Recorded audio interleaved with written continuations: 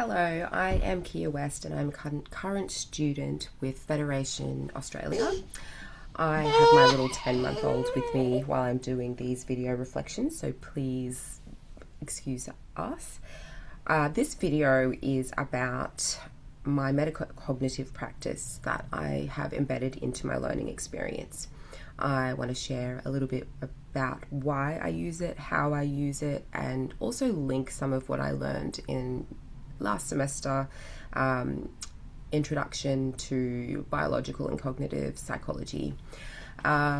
So for me, I was first introduced to metacognition when I was doing my my spiritual director training, and we were taught it as a way to apply what we were learning, and as well as how to transfer what we were learning in the role of a teacher. And I really loved it. So metacognition to me is really embodied by being really reflective and intimate with what you're learning.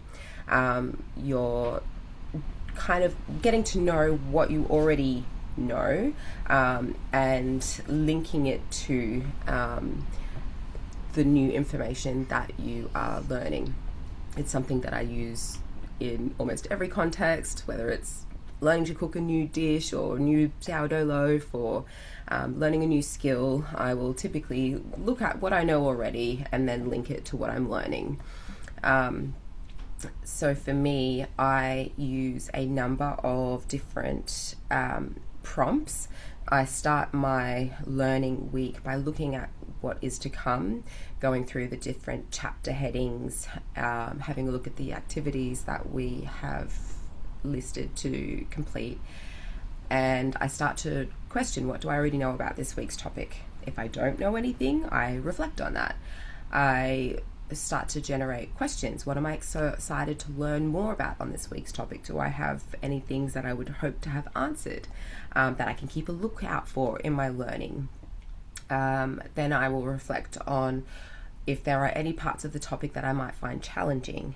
For example, when we did biological and cognitive psychology, I was super anxious about all of the neurons and like the really heavy, dense scientific language, the big neurotransmitter words, and that for me was quite, there was a bit of anxiety and it did feel quite challenging.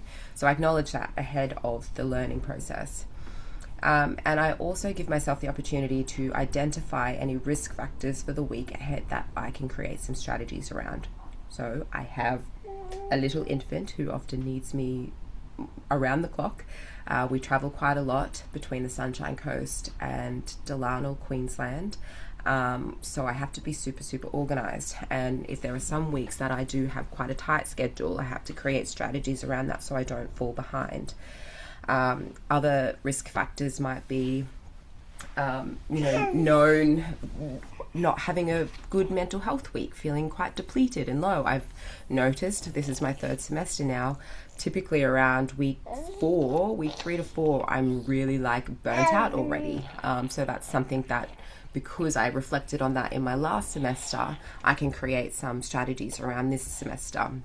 And perhaps working ahead where I've got the excitement and motivation in the work weeks 1 and 2 to give me some breathing space on the weeks that have emerged as a pattern where I am a little depleted.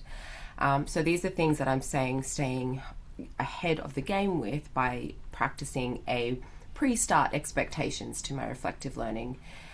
I also use my reflective practice throughout my learning while I'm taking notes. If there's anything that I have, little neuron sparks and I'm like, hey, I've learned this before, I've heard of this before, or that makes me think of this experience, I will reflect in the moment so that I can kind of strengthen that little neuron that's fired and said, hey, there's something here that I can attach to that little, that map that kind of lights up.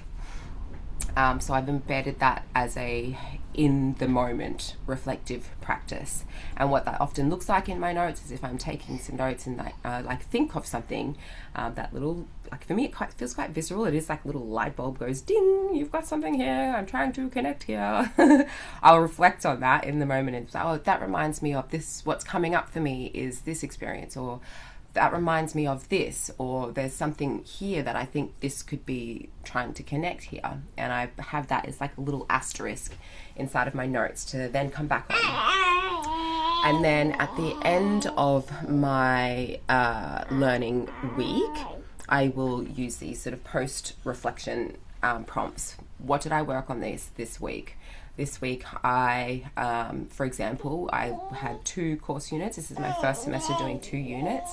And I was learning the introductions to theories for social work, as well as introduction to personality in psychology. And I did their notes, I did their activities, but more than just like, kind of dot pointing. What I did, it's, for me, how I've reflected on that is I experimented rather with synthesizing the notes from the essential readings using Claude, and that I found was really, really helpful. And this again has come out of a consistent reflection practice where I have really, really struggled with note taking. If you've watched my previous video that I've shared, and were in the same semester as me last term, I complained a lot about my notes because I was just transcribing and it felt really not productive.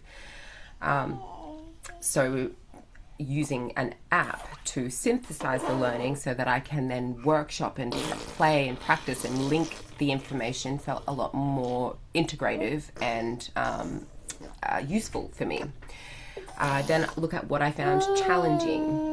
This week's challenge, I have had a fair few medical appointments. I've had a few like life experience stuff that wasn't actually accounted for, that I did find challenging. So I include that because then if those similar experiences pop up in future, I can be a bit more prepared and create some strategies around that.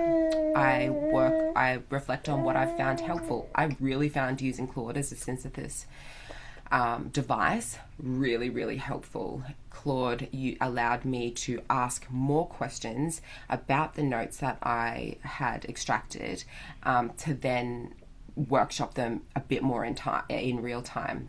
And it just felt so much more productive than just transcribing, which is something that I've seemed to default to on my own.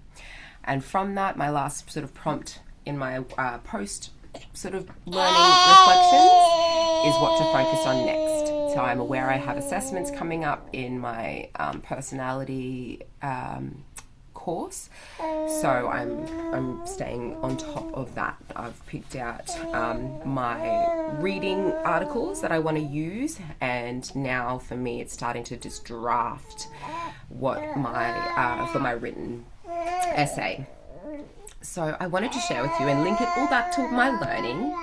Yes, I know, it's also very interesting, isn't it? So in terms of the psychology bridge and how metacognition all really ties in, what we learned about last semester was that metacognition really kind of ties into deep level processing. And we're looking at a semantic level of processing. We're engaging with meaning. We're relating new information to existing knowledge, kind of like those little synapses firing up saying, hey, hey, hey. Yes. Where existing knowledge, associations, or personal experience, an item processed at a deep level is less... Is that what you reckon as well? Fascinating, isn't it? Is less likely to be forgotten than one processed... I'm doing a video. It's all happening here. I will pop that in my reflections. An item processed at a deep level is less likely to be forgotten than one processed at a shallow level. And the quote that I nabbed from Craig and Lockhart, 1972, on levels of processing, Craig and Lockhart proposed that memory isn't about where information is stored, but how deeply it's processed at encoding. Deeper levels of processing produce more elaborate and stronger memory than shallow levels. This was a direct challenge to multi-store models like Atkinson and Shiffrin, which focused on separate memory stages rather than what the mind actually does with information. In terms of metacognition, that was coined by developmental psychologist John Flavel, who described it simply as thinking about your own thinking, planning, tracking, and assessing your own understanding as you learn. Flavel's model breaks it into two parts: metacognitive knowledge, self-awareness of your own strengths, weaknesses, and what a task requires, and metacognitive regulation, actively planning your approach, monitoring how it's going, and evaluating, adjusting forward. So I thought I would share that with you. I hope it's helpful. I really encourage you to, where possible, apply it in your own learning as much as possible, because it does make such a huge difference. I 100% accredit a really successful TP2 to having this practice, being really intentional about what's working, what's not working, what can I do to make it better. And yeah, if you have any questions, if you would like to contribute your own experiences, please do.